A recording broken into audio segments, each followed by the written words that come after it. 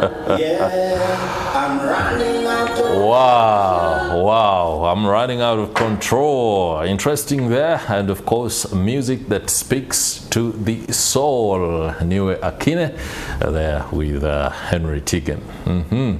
Interesting. Welcome to Morning at NTV. Niwe, how are you? I'm good. Interesting there. Yeah. I wanted you to do the a cappella as that was going on. In the morning. Yeah? In the morning.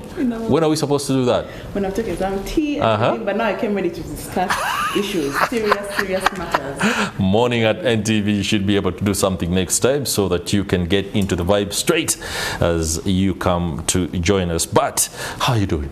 I'm doing great. I'm doing really good. I feel energetic. It's a Friday. It's a Friday. Yeah. All right. This Friday, we're talking about gender in the arts industry. I know this is a conversation that you could have encountered in one of the spaces where you ply your trade. I don't know what overview you could give us. I don't want to begin with analyzing what could be challenges, but what is it like to be an awesome lady in the music industry? It's a lot of things. First of all, I'd like to begin by saying there's a lot of opportunity overall. Okay. There is a lot of opportunity because there's so much for us as women to cover in the industry, so much to show out for. Aside definitely the challenges that we're going to get into, I feel like it's a space that needs to be filled more. It's still void of the women, and personally I look forward to us taking over. Interesting. Not that it's a competition. So how do you negotiate the stereotypes and the biases that come with how people deal with talent, especially women? How do you deal with that? Honestly, you have to have your 10 toes on the ground. You have to know what you want, know why you're here, have a sense of direction. So that you're not just, aimless, just shooting aimlessly, because that's when people see the opportunity to take advantage of you and just use you and, mold you in their liking. So it's very important to have a strong sense of self and community as well, like the people that you fall back on, and when you go to studios and everything, know why you're there, do the work and go home. Don't leave room for maybes.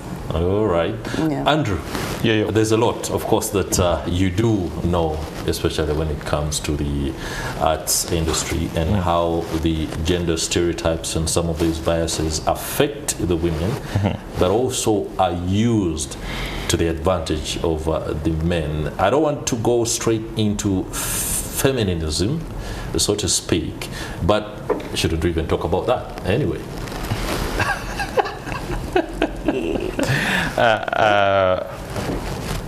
When I know, I think I would say let's navigate around it. As a journalist, I've been lucky enough to cover a couple of creative women. That's across the board,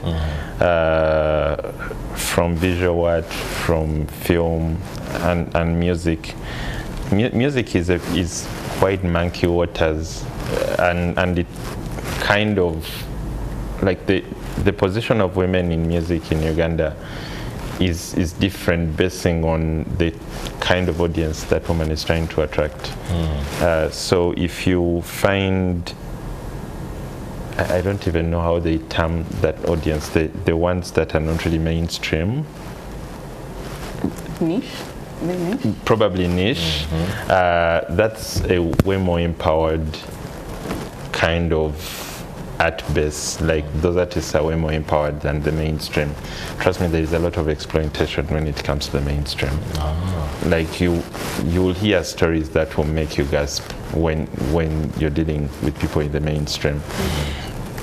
When it comes to visual art is technically the most empowered discipline of art in Uganda when it comes to women. Like personally, I've never worked with a curator who is not a woman. Oh, interesting. Like you will ask someone to give you like 5 best curators and their chances 4 will be women. that's in Uganda. So that space is very empowered, even when it comes to the platforms that do exist, the likes of Njabala. Like there is a lot of things that are being done for one representation, for the voices to be heard. Like there is a lot of things going on. Then when it comes to film as an art, now that's the tricky one, because one, theater in Uganda has some of the best theater practitioners in Uganda, female. If you asked anyone to give you their best 5 directors, there are even many chances that 5 out of 5 are going to be women. Wow. But theater is very tightly married with film because they end up working together.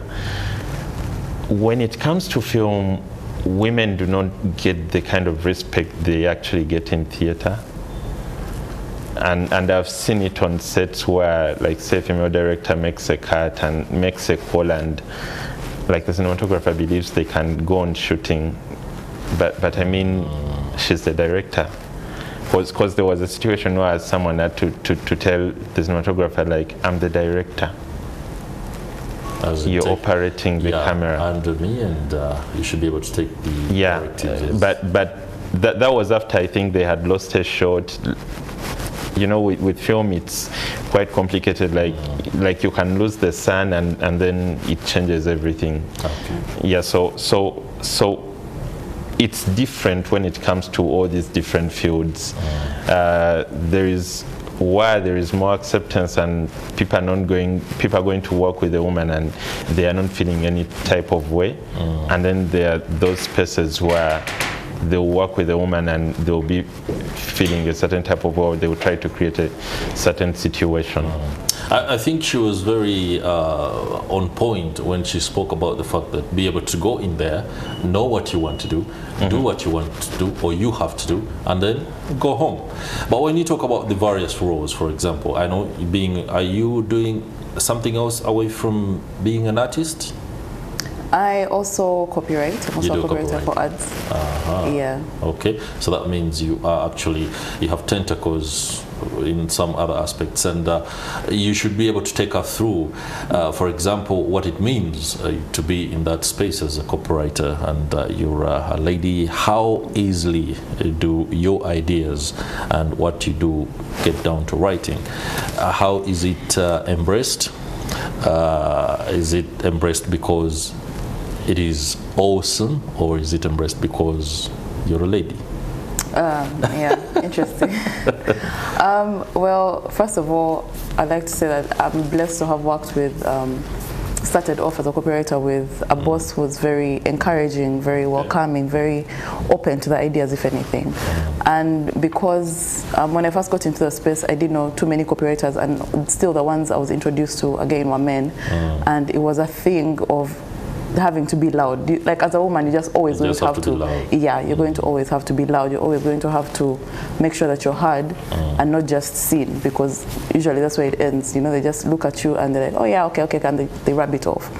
So to be like, no, listen, let's try this, let's execute this, you have to have a level of, I don't call it aggression because that's a strong term, but kinda. You've got to be aggressive. Yeah, you have to be aggressive in a way. Do. Yeah.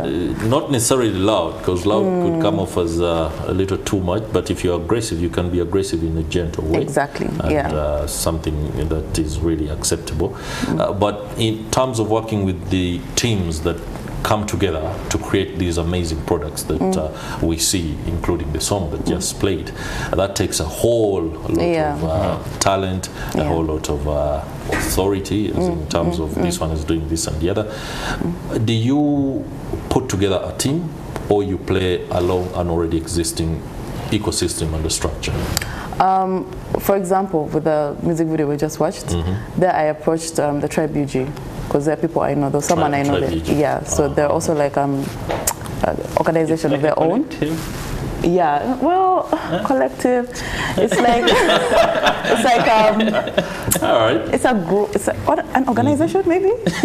Interesting. Yeah, but I talked to one of them, and I'm so happy they let me have, you know, the lead. I came up with a storyboard, and I already showed them visually like what I'm going for and everything. So now and that's actually something I feel like many women should embrace in terms of going about how to, you know, have authority and have a say over the things you're doing. For example, have a map, just have the road map, and let the men come in and do the heavy lifting, you know. But you see, There you are. Delegates, The heavy guys, lifting. move Okay. smart, All move right. smart. But you see, that comes with the artist knowing what they really want and where they Exactly. want to go. Yeah. And which at times is a very hard thing when it comes to the Ugandan industry. And by that I'm not talking about women, I'm just talking about the industry Generally. generally. The industry as a whole. Like, it's very easy to find an artist who doesn't really know the journey they want to take, and because of that they kind of put a lot of powers in this person who is like their manager. Like for us, it's like the manager is everything. So they put a lot of power in the person who's their manager, and at times I think that's where things became tricky and abusive at times. Yeah. Okay.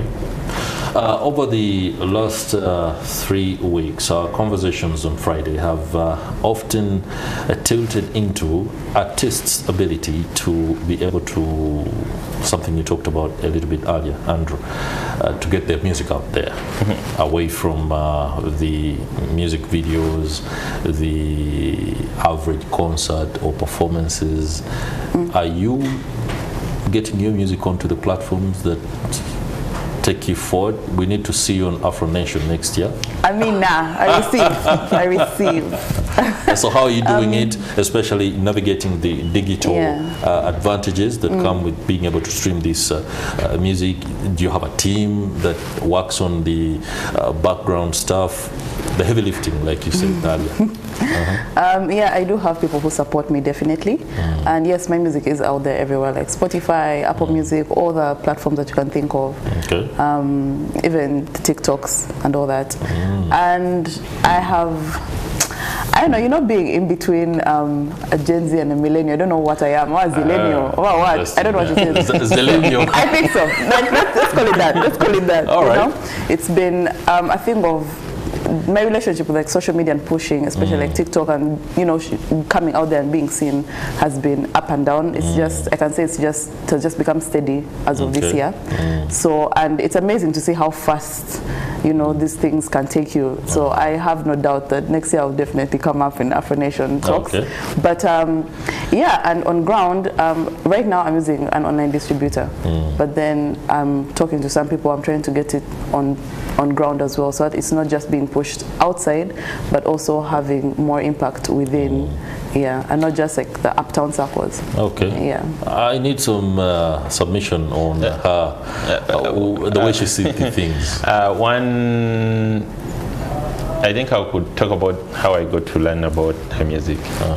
And by the way, before you do, apart from this, what are the other songs as you prepare to do something for us as we? I got to learn about like one. There is a term I used to use to describe artists like her, because I feel like there was a time that came and I was flooded with a lot of music of artists like her, so we used to call them plant kids. Oh. Because every single person that kept referring her music to me became the same person that referred to me, Cohen, Jesse, and these were the artists I mainly first had maybe at Sofa. Like there was certain settings where I first had most of these artists. So that's how we ended up coining the term, because like when you were at Sofa, like the people you find at Sofa, like, so you were like, these are plant kids, and there was something about those artists when the sound was different. It was amazingly different, and it's like they did not really care about traditional means. For some reason, you would go to a place and